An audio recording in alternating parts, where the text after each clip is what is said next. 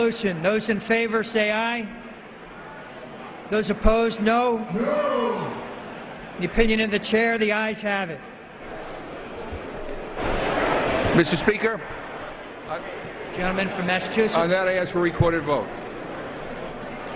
A recorded vote is requested. Those favoring a recorded vote will rise. A sufficient number having risen, a recorded vote is ordered. Members will record their votes by electronic device. This is a 5-minute vote.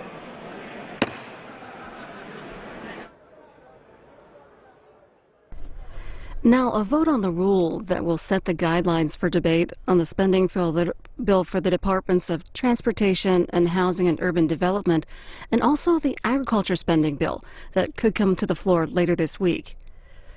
Looking ahead to later in the week, House Majority Leader Eric Cantor's office has confirmed that the vote on the contempt of Congress resolution against Attorney General Eric Holder will take place in the House on Thursday. The House Oversight Committee is recommending the House find Attorney General Holder in contempt because of the refusal to comply with a subpoena for documents related to the Fast and Furious gunwalking program.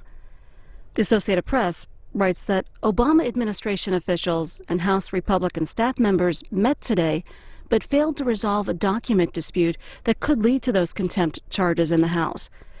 A House Republican official said that White House and Justice Department representatives showed the GOP staff 30 documents related to the Fast and Furious operation. The GOP official said the administration also promised to provide hundreds of pages of documents, but only if the House Republicans would stop the contempt effort and end their investigation. The offer was rejected. As always, we'll have live coverage of any House vote that happens on Thursday and any day live here on C-SPAN.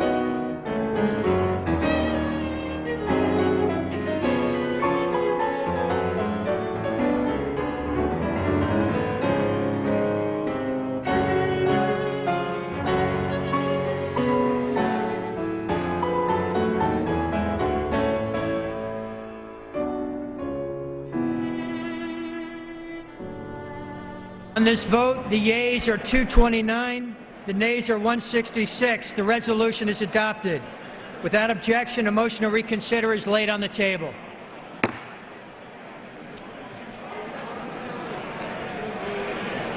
The unfinished business is the vote on the motion to instruct on H.R. 4348, offered by the gentleman from Maryland, Mr. Hoyer, on which the yeas and nays were ordered.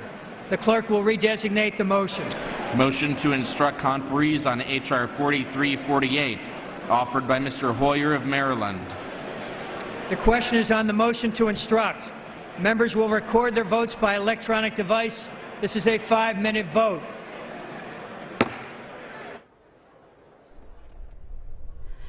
On the floor this week, the House is working on the Transportation HUD spending bill that funds agencies in the federal government. While off the floor, negotiators are working on a compromise between the House and Senate versions of the highway bill, which would renew highway, bridge, rail, and transit programs for fiscal 2013. This is one of 2 votes in this series that asks the highway bill negotiators to take a certain position. Politico wrote today that congressional leaders in both parties are considering combining the student loan rates bill with the highway bill before the end of the week. It's a way to kill 2 birds with 1 stone. Congress needs to extend the highway bill and keep student loan rates from doubling this week before breaking for the week-long July 4th recess. That in Politico.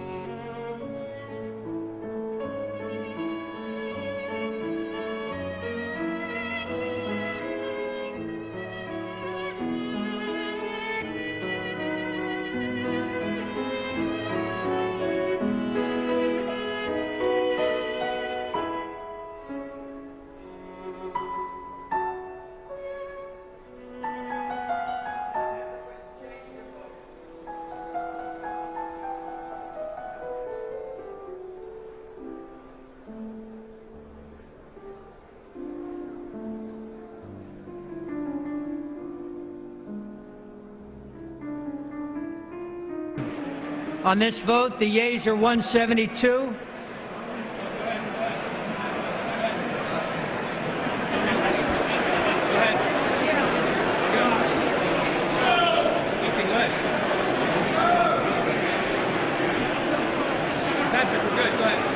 On this vote, the yeas are 172, the nays are 225, with one present. The motion is not adopted. Without objection, a motion to reconsider is laid on the table.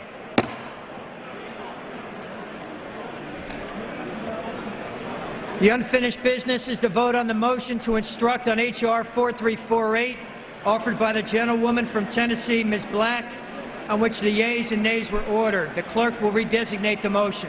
Motion to instruct conferees on H.R. 4348, offered by Mrs. Black of Tennessee.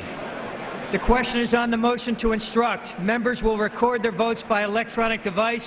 This is a 5-minute vote.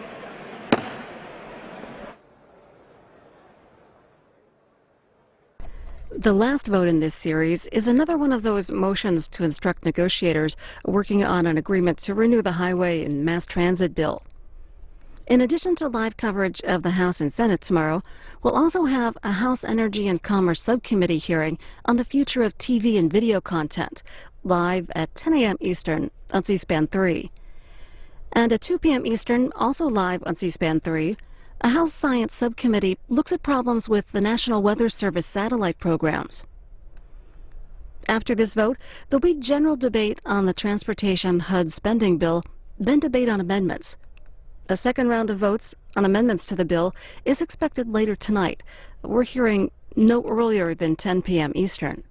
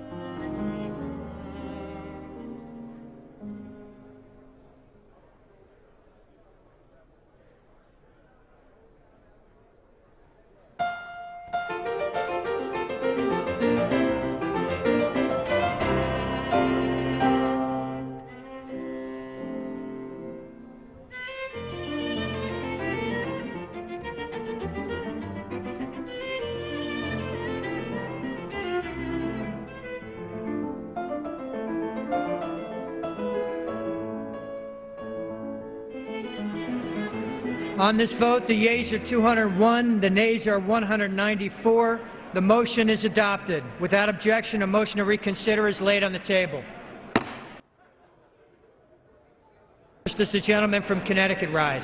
Mr. Speaker, by direction of the Democratic Caucus, I offer a privileged resolution and ask for its immediate consideration. The clerk will report the resolution. House Resolution 707, resolved that the following named members be and are hereby elected to the following standing committees. The resolution be considered as read and printed in the record. Without objection, the reading is dispensed. Without objection, the resolution is agreed to, and the motion to reconsider is laid on the table. For what purpose does the gentlelady from California rise?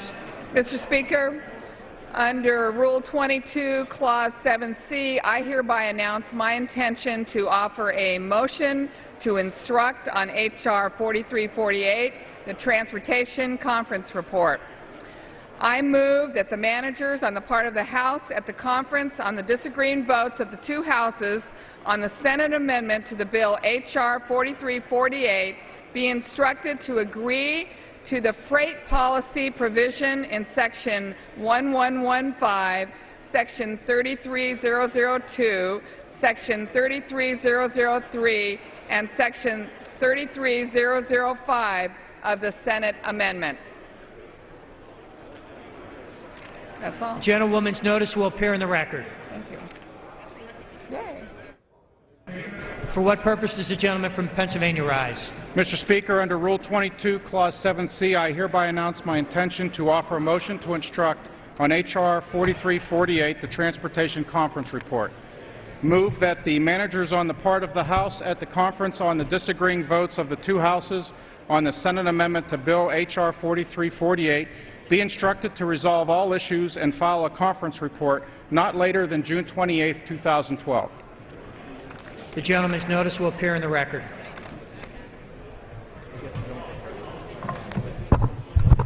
For what purpose does the gentlelady from Texas rise? Mr. Speaker, during the consideration of the Domestic Energy and Jobs Act of 2012, I was unavoidably detained on business in the district, and I'd like to place in the record the following statements regarding the amendments, and ask unanimous consent. On the Hastings Amendment, opposed, no. Waxman, yes. Conley, no. Jean Green, yes. Rush, yes. Holt, yes. Lewis, yes. Amidei, no. Markey, yes. Landry, no. Regal, no. Holt, yes. Whitman, no. Bass, yes. Capps, yes. Spire, yes. DeLauro, yes. Democratic motion to recommit, yes. Passage, no. I ask unanimous consent that this be placed in the proper place in the record. Without objection, the gentlelady's statement will appear of the record. For what purpose does the gentleman for Iowa rise? Mr. Speaker, I ask unanimous consent that all members may have 5 legislative days in which to revise and extend their remarks and include extraneous material in H.R. 5972, and that I may include tabular material on the same. Without objection. Pursuant to House Resolution 697 and Rule 18, the Chair declares the House in the Committee of the Whole House on the State of the Union for the consideration of H.R. 5972. The Chair appoints the gentleman from Washington, Mr. Hastings, to preside over the Committee of the Whole.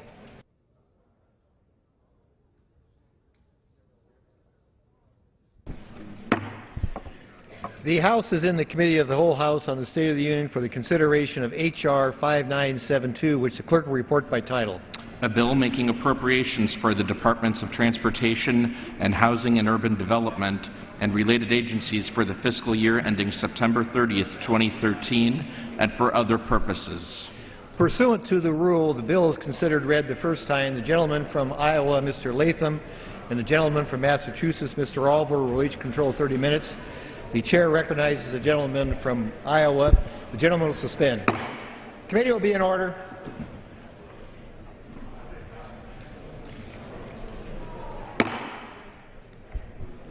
Chair would ask members to take their conversations off the floor. Gentleman from Iowa is recognized.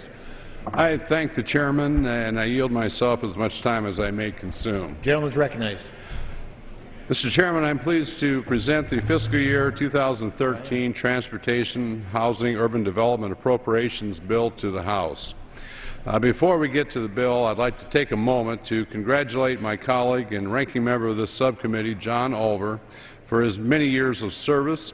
As many of you may know, Mr. Olver is retiring at the end of this Congress, and I have to say he'll be sorely missed by all of us. This is a better bill because of his relentless quest for knowledge about its programs, and I thank you, John Olver, for your service, not just to this institution but to the nation. But thank you very much. You're a great, great partner. You'll be missed. All right. The bill before the committee today is a balanced proposal of how to allocate $51.6 billion among federal housing and transportation programs across the nation. Continuing our commitment to reduce government spending, our allocation is almost $4 billion below fiscal year 2012 and almost $2 billion below the President's request. The bill also reflects the budget resolution that was passed by the House. Mr. Chairman, we had to make some hard choices on funding levels for the agencies in this bill. We dedicate ourselves to this task while recognizing the serious fiscal constraints that the nation faces. We also kept this bill largely free of authorizations, leaving that important work to the Transportation and Infrastructure and Financial Services Committees. We also reject many new unauthorized programs that were proposed by the President. For transportation programs, this bill focuses on programs most critical to public safety and economic growth. We fully fund FAA safety programs and provide $1 billion to advance the next generation of air traffic control. We also fund programs to support growth in commercial space and unmanned aerial systems, which will play a key role in keeping these U.S. industries in the global cutting edge. This bill rejects new fees on air passengers proposed by the President that would harm our economy at this time. This bill funds highway and transit programs consistent with last year's levels, but contingent upon reauthorization. Fortunately, Mr. Chairman, it appears that there's a positive movement on the transportation bill. This bill funds highways and transits consistent with last year's level, but again contingent for reauthorization. The bill cuts the Amtrak operating subsidy by $116 million below last year and does not fund the President's request for high-speed rail.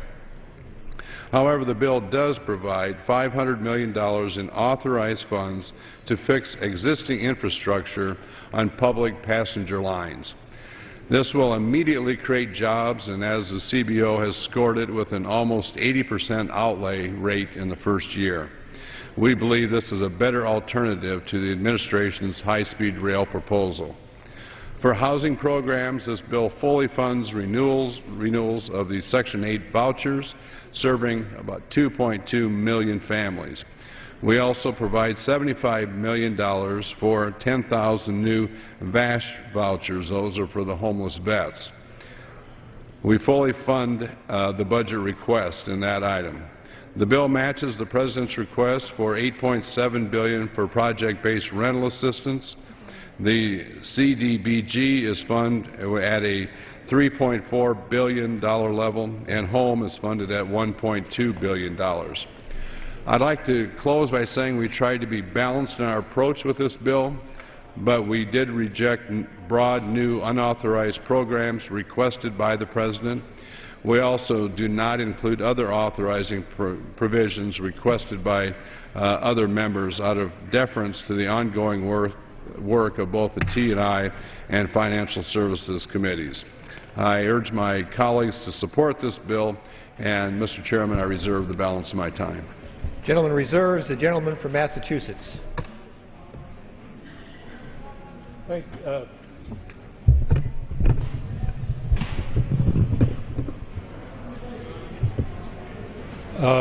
Thank you, Mr. Chairman. I yield myself such time as I may consume. Gentleman is recognized for as much time as he may consume. Mr. Chairman, it is a pleasure to see the Transportation, Housing and Urban Development and Related Agencies Appropriations Bill for fiscal year 2013 considered on the House floor this year. And I thank Chairman Latham first for his kind words, but also for maintaining an inclusive committee process as this bill was prepared. He has been a good partner for the past 4 years, and I value our relationship. I also want to recognize the hard work of the committee staff, especially on the majority side, Dina Barron, Doug Disrud, Sarah Peters, Mike Friedberg, Brian Barnard, and Doug Babbitt. And on the minority side, Kate Hallahan, Joe Carlisle, and Blair Anderson. Chairman Latham and I are lucky to have such dedicated staff who work amiably and respectfully together. They have spent many late nights putting this bill together, and we would not be here today without their hard work. Mr. Chairman, the Republican leadership's decision to ignore last summer's Budget Control Act agreement has left this bill with an inadequate allocation to properly fund our transportation and housing investment needs. The resulting artificially low allocation forced Chairman Latham to make unnecessary and destructive trade-offs. Specifically, I have concerns that the Ryan budget forces us to accept the administration's proposal to fund project-based Section 8 contracts for less than a full year. This does not shrink the program nor reduce the deficit. It simply pushes the costs down the road and increases uncertainty for private business owners.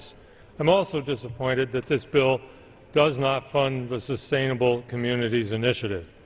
However, within the constraints forced upon him, I recognize that Chairman Latham has put forward a respectable bill that contains a number of bright spots, including increases for Amtrak, CDBG, the Home Program, and housing for the elderly, for which he should be commended. I hope that as the process moves forward and we receive a real allocation, that these increases will be preserved and that the holes can be addressed. Unfortunately, I'm concerned that the House Republican leadership's decision to underfund this bill is not an isolated incident, but is symptomatic of an ideology that does not understand the value of infrastructure investment. This strategy is wrong for America. Last year, the leaders of the U.S. Chamber of Commerce and the AFL-CIO, not usually bedfellows, agreed that we must have greater investment in our nation's infrastructure in order to create jobs and to be competitive in the global economy. A modern, well-maintained transportation network is absolutely necessary for our economy to grow and the country to prosper. The breadth of direct and indirect influence of our transportation networks on the economy is staggering. Our auto manufacturing industry, its enormous parts supplier base, the national network of gas stations and its complex distribution system in the oil industry all thrive because we have an efficient highway system that people need to use. The physical construction of roads and railroads requires aggregate materials processed locally, steel trusses and rebar made by American companies, and crews manned by American workers. Our transit system supports the domestic manufacturing of buses, streetcars, and trains, while providing businesses with cost-effective access to labor pools. Furthermore, every good produced or consumed in the U.S. must be transported via our network of roads, rails, and ports. As a result, the efficiency with which our system operates determines whether American goods can compete in the global marketplace. Yet report after report indicates that we're falling behind. The American Society of Civil Engineers Infrastructure Report Card gave us a D and estimated that more than a $2 trillion investment is needed. DOT's most recent conditions and performance report indicates that there's an annual investment gap of $27 billion just to maintain our current system of highways and bridges in a state of good repair, and a much larger gap to expand the system to meet the needs of the growing population. The United States has the largest economy in the world, yet the World Economic Forum's most recent ranking drops America's infrastructure quality to 23rd in the world. The reason for our infrastructure decline is simple. We're not raising enough revenue to fund our infrastructure needs. In 2000, the highway and mass transit accounts raised $35 billion. By 2011, they only raised $37 billion. When you factor in inflation, we are raising 20% fewer dollars for our transportation infrastructure than we did 10 years ago. This is unsustainable. During the same period, the U.S. population grew 10% to 309 million people. 65% of them live in metropolitan areas having populations greater than 500,000 people. Our largest 50 metropolitan areas have more than 1 million in population. 13 of them, all cities in the Sun Belt, such as Dallas, Houston, Orlando, Phoenix, and Charlotte, grew more than 25% in one single decade, the last decade. Such burgeoning communities need a massive, timely expansion of both highway and transit facilities in order to ensure that rapid population growth doesn't choke their economies with congestion. In contrast, 22 of those 50 largest metro community areas, all older, mature metropolitan areas, including Boston, New York, Philadelphia, Cleveland, Pittsburgh, Chicago, and Los Angeles, are growing slower than the national average, but their built-out highway, transit, and commuter rail systems are deteriorating and need a massive, timely program of rehabilitation to simply reach a state of good repair. Our rural areas face an even worse problem. The number of counties in rural America that are losing population is rising rapidly. With that comes disinvestment in education, health care, and public infrastructure of all shades. Yet virtually the entire rural road system must be maintained in a state of good repair, or our rural areas will become even greater pockets of poverty. If we were to meet these changing population demographics and provide a transportation system that functions as a sound foundation and not a hindrance on our economy, Congress must find the means and grow the political courage to raise revenue. The current debate on the surface authorization does not accomplish that. In fact, the present gridlock of debate is only effective at slowing economic growth and keeping America's unemployment high. That cannot be America's goal.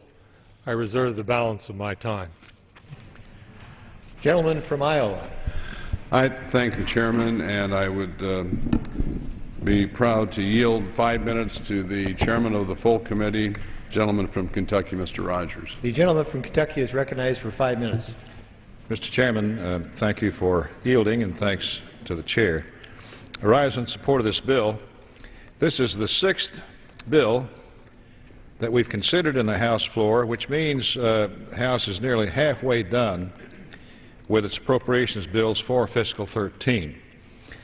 The Appropriations Committee has considered 11 of the 12 annual bills so far this year in record time. I'm proud of our quick and thorough progress, and also that we've been able to work in regular order, which has been the goal of this committee from the get-go last January. The other commitment this committee made at the beginning of the Congress was to reduce discretionary spending wherever we can. In the past 2 fiscal years, we've cut spending by more than $95 billion and are on our way to continue reductions for a 3rd year in a row.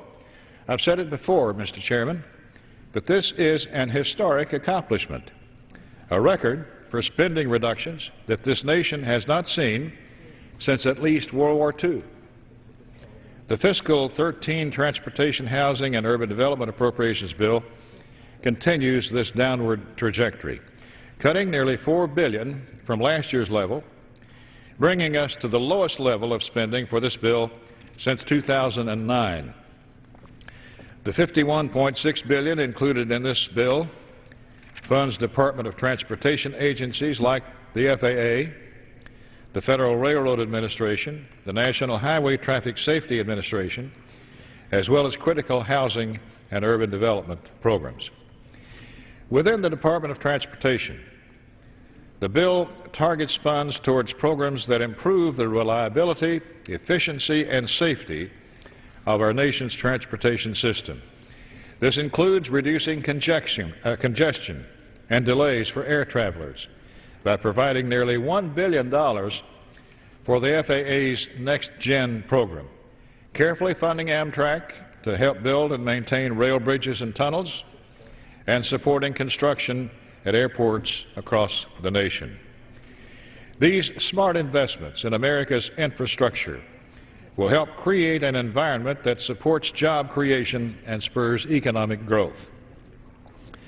Overall, funding for the Department of Housing and Urban Development is cut by $3.8 billion compared with last year, but we took careful steps to ensure that this reduction didn't unfairly displace our most vulnerable populations, including persons with disabilities and the elderly. The funding in this section of the bill prioritizes the most beneficial and cost-effective programs. We're providing Section 8 vouchers for 2.2 million families, fully funding the President's request, and keeping our veterans with roofs over their heads. We also increased funding for the Community Development Block Grant Program. Throughout the bill, the chairman of the subcommittee has made policy reforms and conditions that will ensure greater efficiency and less waste. The safe and responsible shepherding of taxpayer dollars is important government-wide, particularly when dealing with our nation's infrastructure and housing. We help guarantee that taxpayer dollars aren't slipping through the cracks by implementing strict oversight and eliminating wasteful, unnecessary programs. To this end, we provided no funding for the President's high-speed rail program, the unauthorized and expensive Choice Neighborhoods program, or the extraneous Tiger Grants program, among other uneconomical and unnecessary initiatives. Furthermore, the bill rejects the administration's attempted accounting tricks that would enact new fees on air travelers. There are still several moving parts in this section of the bill as we await reauthorization for the Highway Trust Fund and its mass transit account. The committee stands ready to adjust the bill as needed if a multi-year authorization should be enacted. In closing, I want to take a moment to extend my thanks to and congratulations to Chairman Latham, Ranking Member Oliver, and the entire subcommittee for their expert work on this bill. I also want to thank the staff for both majority and minority. Without them, the bill would not be here. As many of you know, this is Ranking Member Oliver's final THUD appropriations bill before he retires. His leadership and his expertise, his work on this committee, and his contribution to the House as a whole are incomparable, and we will certainly miss the gentleman a great deal. Congratulations, Mr. Oliver, for a great career in this body. Mr. Chairman, I urge my colleagues to support this bill. It smartly focuses on our key infrastructure priorities, supports a more responsible and slimmed-down housing department, and holds the line on discretionary spending to a more sustainable level. I thank the Chair. Thank the Chairman. Time of the gentleman has expired. The gentleman from Massachusetts. Mr. Chairman, first I want to thank the Chairman of the Appropriations Committee for his kind words as well. And now I would, what am I doing? Now I will yield 3 minutes to the gentlelady from Ohio, Ms. Kaptur, who is a member of the subcommittee of this subcommittee. The gentlelady from Ohio is recognized for 3 minutes. I thank Ranking Member Ulver, the gentleman from Massachusetts, for recognizing me today. And first, I would like to share my appreciation for all of the work that Congressman Ulver has dedicated his life to throughout his 2-decade-long career with intelligence, integrity, and honor. More recently, I would like to take a moment to recognize the work he has done the past 4 years as both chair and ranking member of the very productive bipartisan Transportation, Housing, and Urban Development Subcommittee. His presence, his experience, his moderation, his knowledge, his collegiality, his genius will certainly be missed, and we thank him for his phenomenal service to our country. With that, I applaud the work that both he and Chairman Latham have done with the subcommittee FY 2013 legislation. Unfortunately, their sense of necessary bipartisanship does not extend to the leadership of this House. I must reference the beginning of the appropriations process and the leadership's misguided decision to undermine the Budget Control Act of 2011. The result of our negotiations last summer created a bipartisan agreement and with discretionary programs having a spending cap of $1.047 trillion. However, the Republican leadership reneged on that deal, leaving us with $19 billion less for discretionary programs essential for the American public and the American economy during this crucial moment of economic recovery. Despite the fact that they pulled the rug out from under the committee on transportation, Amtrak is actually funded somewhat above the fiscal year 2012 level. You know, America has 300 million people today, a little bit over that. By 2050, she will have 500 million people. We simply need leadership in this country to know that we have to meet the needs of a new day. This bill moves us in that direction. The legislation also provides renewal of housing contracts for every eligible individual and family currently receiving them, though for 2/3 of them, they will not get the full year renewal. This is not the moment to undermine our nation's housing market further. Local community programs like CDBG and HOME are funded at less than adequate levels, but we did the best we could with the allocation. An important program, the HUD Veteran Affairs Supportive Housing Program, is fully funded at $75 million, which will provide housing vouchers for over 10,000 veterans, most of them homeless across our country. Again, I want to thank Chairman Latham and Ranking Member Ulver, as well as the full committee Chairman Rogers and Ranking Member Dix for their work. This bill is constrained by budget realities that continue to reward Wall Street insiders at the expense of the middle class and the poor. I alone can't change that, but this bill demonstrates that the Appropriations Committee does its work of maintaining a stable federal government as fundamental to a stable society in this great nation. And I thank the gentleman for yielding me 3 minutes, and I would yield back any time to him for further discussion by other members. The time of the gentlelady has expired. The gentleman from Iowa. Mr. Chairman, I reserve at this time. The gentleman from Iowa reserves his time. The gentleman from Massachusetts. Mr. Chairman, I now yield 3 minutes to the gentlewoman from California, Ms. Lee, who is a member of the Appropriations Committee. The gentlelady from California is recognized for 3 minutes. Thank you, Mr. Chairman. First, let me thank our ranking member for yielding, but also I want to thank yourself and our subcommittee chair and the entire staff for their tireless effort to bring this appropriations bill to the floor. I also want to say to the ranking member, Mr. Ulver, that I will miss your thoughtfulness. I will miss your real clarity of purpose on all of the issues. I will miss your attention to detail and the bipartisan spirit that you bring to this Appropriations Committee. And I just have to say I wish you the best as you close this chapter of your life and begin the next chapter, but I'm going to miss you deeply, as we've heard tonight and we will hear until you begin this next chapter. So thank you again so much for your service, and most importantly, I just want to thank you for your friendship. Yes, as a member of the Appropriations Committee, I really understand the constraints which we have been working under, but I cannot support the inadequate suballocation in this bill. Mr. Chairman, this bill does not meet the basic responsibilities that we have to the American people. It shortchanges key housing and transportation initiatives which would rebuild America and put construction workers back on the job.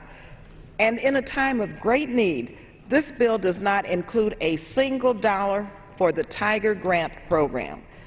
Like many communities across the nation, including in my home district, especially in my city of Oakland, California, we continue to struggle with high unemployment and crumbling infrastructure. Smart investments in infrastructure, such as Tiger Grants, create jobs and fix our infrastructure.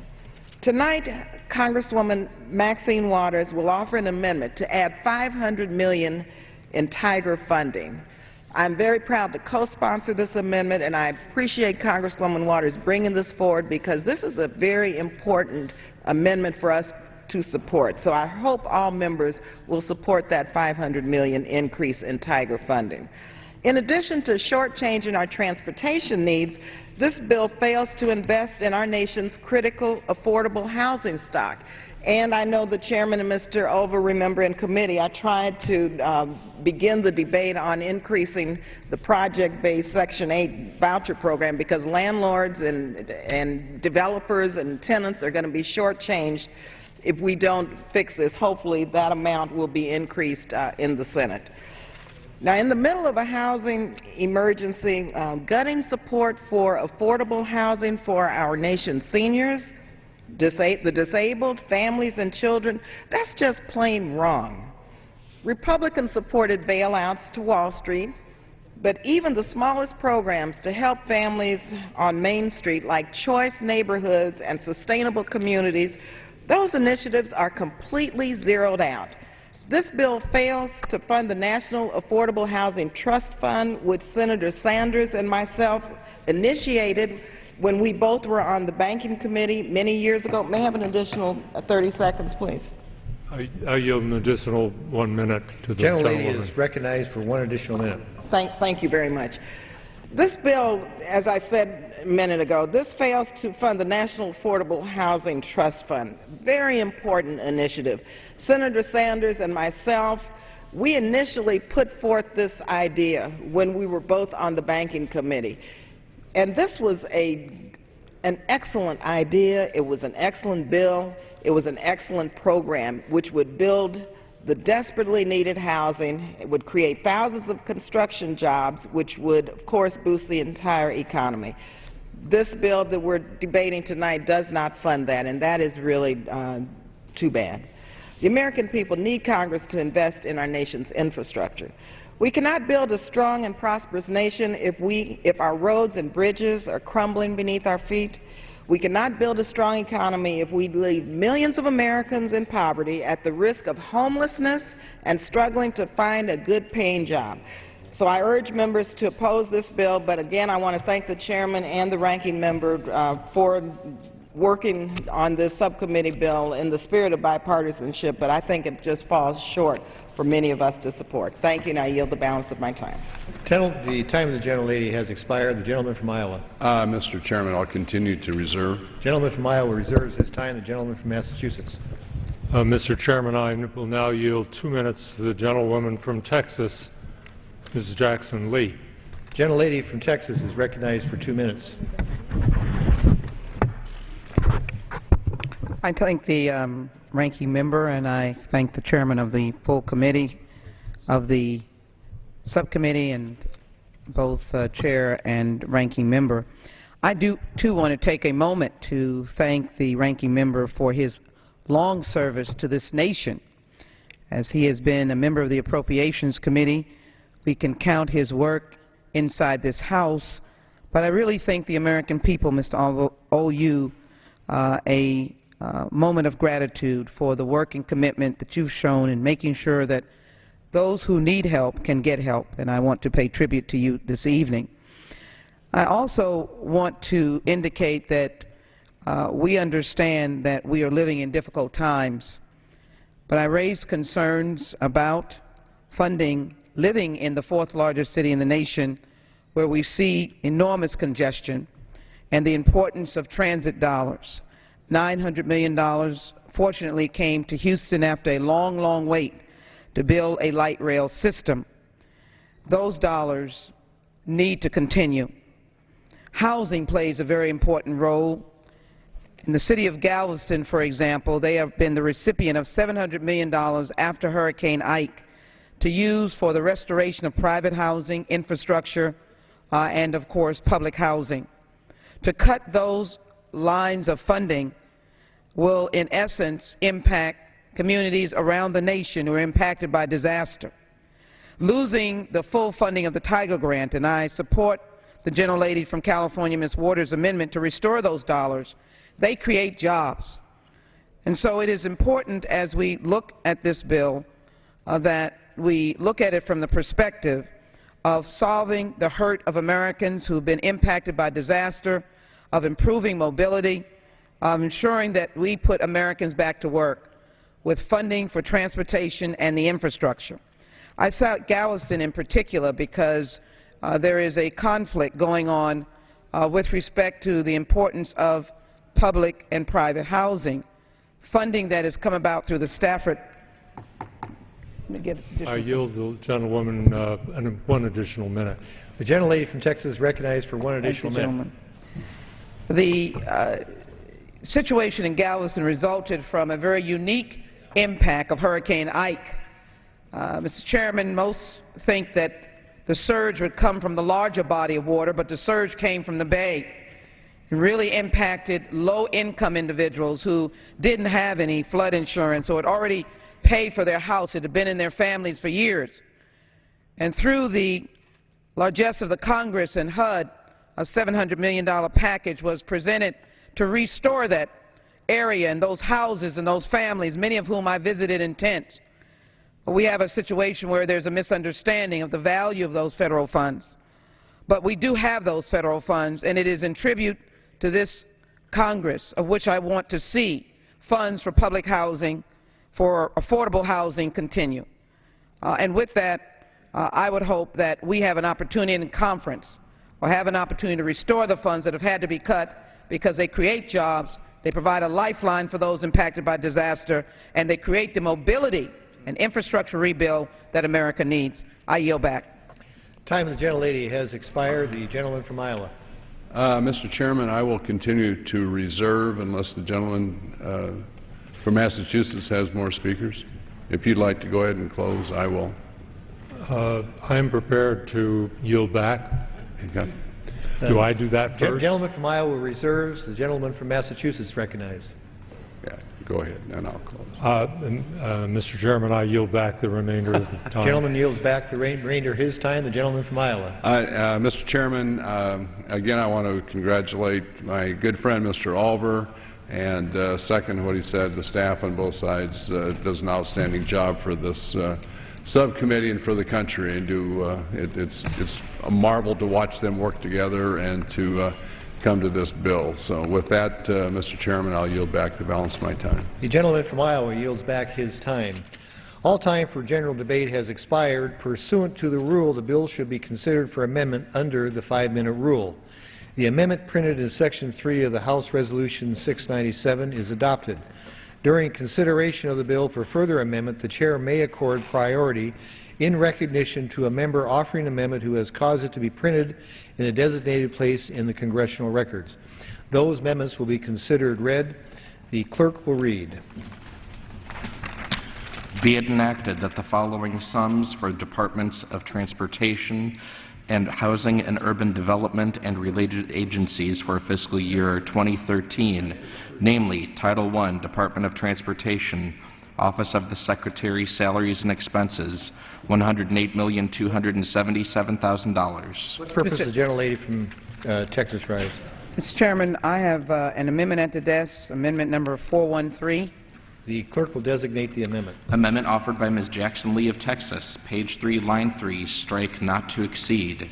Page 3, line 11, after Secretary, insert except for the Office of Small and Disadvantaged Business Utilization. The gentlelady from Texas is recognized for 5 minutes on her amendment. I thank the Chairman, and again, as I rise to my feet, I do want to acknowledge both the staffs of the Chairman and subcommittee of the subcommittee and the ranking member of the subcommittee working with my office, and I again want to acknowledge the ranking member, Mr. Olver, again for his service to the nation, but also for the times that he has worked with members over the years and for his commitment, again, to the most vulnerable. This is a bill that really addresses the needs of Americans in their most deepening and expanded need. As I said earlier, mobility, housing, so crucial, infrastructure, and the ability to create jobs and to do good in our municipalities and rural areas. But it's also an opportunity to build capacity, to grow jobs, and to build small businesses. And I know that firsthand, working consistently throughout a number of appropriations bills and authorization bills, and as a ranking member on the Subcommittee on Transportation Security, in addition to our main task is to look to the needs and help build capacity in America's small businesses. And my amendment will assure the necessary funds that are appropriated specifically for the Office of Small and Disadvantaged Business Utilization and the Minority Business Resource Center, that cannot be used by the Secretary for any other purpose. Small businesses, women-owned businesses, minority-owned businesses represent more than the American dream. They represent the American economy. Small businesses account for 95% of all employers, create half of our gross domestic product, provide 3 out of 4 new jobs in this country, and allocation reduction directly undermines the importance of small businesses, including women-owned businesses and minority-owned businesses, to the success of our economy. Mr. Chairman, many of our utilization of federal funds going to our local transit agencies, for example, in the instance of Houston Metro, the structure of receiving the funds is something called design bill.